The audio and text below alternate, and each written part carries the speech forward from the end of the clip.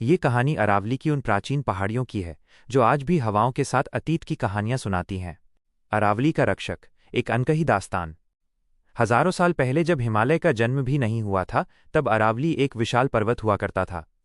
समय बदला और अरावली ने खुद को छोटा कर लिया ताकि वो राजस्थान की तपती रेत और उत्तर भारत के हरे भरे मैदानों के बीच एक ढाल शील्ड बन सके।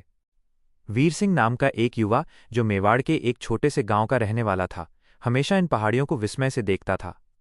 उसके दादाजी कहते थे, बेटा, ये पत्थर नहीं है, ये हमारे पूर्वजों की हड्डियां हैं जिन्होंने इस मिट्टी के लिए खून बहाया है।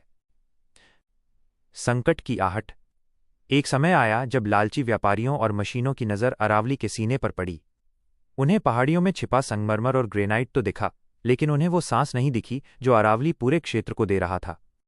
देखते ही देखते पहाड़ों के कुछ हिस्से गायब होने लगे। जिस रास्ते से कभी महाराणा प्रताप का घोड़ा चेतक बिजली की तरह दौड़ता था, वहां अब गहरे गड्ढे और धूल के गुबार थे। गांव का कुआं सूख गया और थार रेगिस्तान की गर्म हवाएं अब सीधे वीर सिंह के घर तक पहुंचने लगी थीं। संघर्ष और चेतना।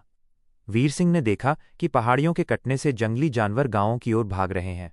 एक रात एक तेंदुआ उसके गांव में आ गया। गांव वाले उसे मारने दौड़े, लेकिन वीर सिंह ने उन्हें रोका। उसने चिल्लाकर कहा, यह तेंदुआ गुनहगार नहीं है। हमने उसका घर तोड़ा है, इसलिए वो हमारे घर आया है। अगर अरावली खत्म हो गई तो कल यहां सिर्फ रेत होगी, न पानी बचेगा और न ही हम। उसने आसपास के गांवों के लोगों को इकट्ठा किया। उसने उन्हें याद दिलाया कि कैसे इन्हीं पहाड़ियों ने सदियों तक मुगलों और बाहरी आक्रमणकारियों से उनकी रक्षा की थी। अरावली की जीत। लोगों ने मिलकर एक हरित घेरा, ग्रीन वॉल बनाने का संकल्प लिया। उन्होंने उन जगहों पर पौधे लगाए जहां अवैध खनन ने जमीन को बंजर कर दिया था। महिलाओं ने पहाड़ियों को बचाने के लिए चिपको आंदोलन की तरह पेड़ों को गले लगाया। धीरे धीरे कानून की आंखें भी खुलीं और मशीनों के शोर पर विराम लगा। कुछ सालों बाद बारिश हुई और पहाड़ियों की दरारों से फिर से पानी रिसने लगा। लूणी और बनास जैसी नदियों में जान लौट आई। कहानी का सार।